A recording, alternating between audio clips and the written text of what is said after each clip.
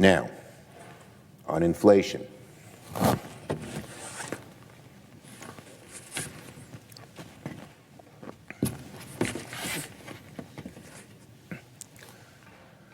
Yesterday, Americans got another piece of excellent news in the fight against inflation.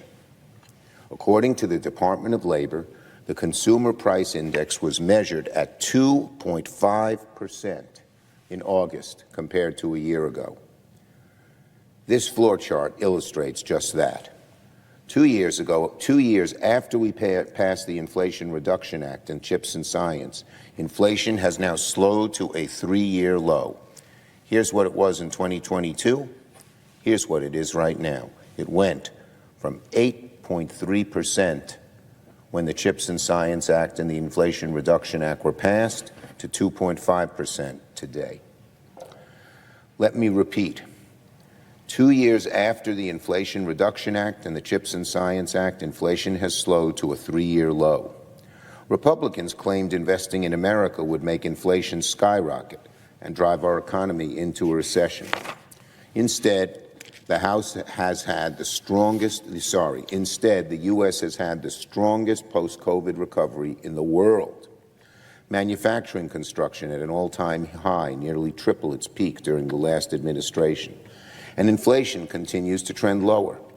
And inflation has slowed despite Senate Republicans trying to block and derail so many of the bills we pushed in this chamber to lower costs and make life easier for American families.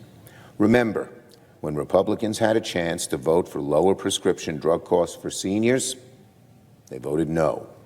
When Republicans had a chance to cap insulin at $35 a month for Americans on Medicare, they voted no. When Republicans had the chance to dramatically expand the child tax credit and cut child poverty in this country in half, they voted no.